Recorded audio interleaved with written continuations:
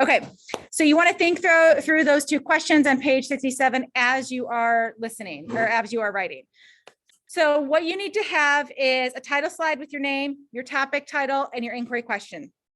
Then you need to have like a table of contents slide to show where you're going, and then slides on each of the following. So each of these should be at least 1 page. Some of them might take up 2 pages, like your works cited might actually be 2 pages. And some of like your key findings might be a couple pages. So that's okay to have a little bit more, but you need to at least have 1. So first you want to have a tentative thesis or an answer to your inquiry question. Please see these pages for the sentence frames for the tentative thesis. Okay, that's where you can be working on today. The next slide, you're going to talk about your personal connection. Please don't type up giant paragraphs. This is a presentation. It should have some key points, and then you're going to talk through your personal connection in the slideshow. Please feel free to use those, what is it called? Slide presentation box at the bottom. If you want to type up things, that could go there. But remember, you are presenting to someone. Then you want a slide talking about the background of the topic. What does your person need to know going into it? This is going to be really, really important because you're going to have to start thinking about audience, which we haven't done yet in this process. So at this point, we want to think through, okay, someone has not been studying this topic for 4 weeks like I have. What do they need to know going into talking about this detail? Then you want to share your research findings. That's going to be your annotated bib. What did you find out? What sources did you feel like were really helpful, right? What are people saying about your topic out there? And that's going to lead you to some key authors or experts you've encountered. Who are some people who are experts in the field? What are they saying? What are some major lines of thought? And then what have you learned? What's like some interesting patterns or findings that you never really even considered before that have come to light?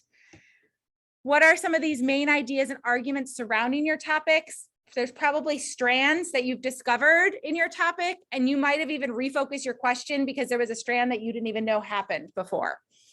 What did you find most surprising in your topic as you were digging, as you were researching? What were you like, oh, I did not expect that to come to light? And then what are some common misconceptions that people have about your topic? You do want to use visuals. So like one slide shouldn't be all your visuals. That should be like embedded in your slides.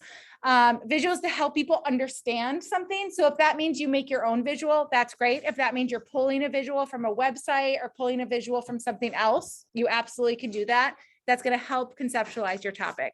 And then you need a kind of conclusion slide to like wrap up, like in the end, blah, blah, blah, blah, blah, blah. The way I write and the way I think, I do all of this first, and then I write my thesis. Because to me, I don't know my thesis until I go through that entire thinking process. So if you're struggling with that thesis, don't worry about it. Wait till the end. It'll be much more clear by the end, and you've gone through that on what you're going to focus on. And then, of course, you need a works cited slide. You probably have everything in your annotated bib. Great. This will be lovely because you can just pull that in when we get to the end of the research paper, right? All of these things that are there. So you will be assessed, of course, but how are we going to assess you when you're all doing these differently? Lots of different ways.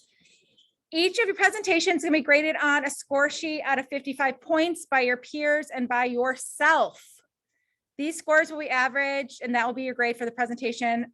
I will be timing the presentation and doing a bit of scoring personally. So we've done this many, many years, Mr. Brunson and I, and we are pretty good at knowing and being able to see what you are doing, hearing you talk. Plus, you're going to be turning in your slide presentation or whatever visual you have. You will be using this document, and I'll pass it out today for your peer assessment. It literally has all of the list of the slides that I just went over with a 1 to 5. Like, yep, that was great. No, it wasn't so great. Right. So that's what you will be scoring on. Each presenter will complete a self-review, which is also on here for you, and ask questions like, how did your research go? How did it affect your presentation? What does this tell you? Was this useful? So very reflective type questions, nothing about your specific topic in general. And then once I have all the docs, the self and the peer review, I'll average them, complete the grading, put it in. You will also obviously submit your slideshow to this assignment. And I think this says in time. You will submit all the following after completing the focus knowledge presentation. So you'll turn in all of this afterwards. And I probably won't even get this, like you'll get your peers or I won't even ask for this on Wednesday. I probably will ask for this on Friday, because sometimes you want to think about things, right? Like especially those self-review questions. So it won't be like skim through it. I might have you finish up at home if you want to be a bit more processy in that. So remember, this is a great assignment because you're actually narrating your essay, right? Your peers are there as an audience. So if you put effort in this presentation, you really have verbally kind of written a draft. That's kind of the goal of this presentation for you. And you can use this presentation to start putting together a lot of the research that you found in the annotated bibliography and to start answering your inquiry questions. All right, were there questions for me that I can clarify? Yeah, hold on. Is it 10 to 12 minute presentation? Yes, well, I think it says 12 to 15, 12 to 15. Oh, okay. Yes, and time yourself. You will go longer than you think you will. I maybe have 2 students who go under the time, but I probably have like 10 students who go over. So you will have more than you think you will in that time slot. So consider that. Their groups will be randomized groups. You will just be with random peers. I'm going to kind of cluster you in, probably people you don't sit by, because I want a kind of a new people who haven't heard your stuff to give you a real like flat audience type of idea. Any other questions? Okay. I did a presentation like this morning.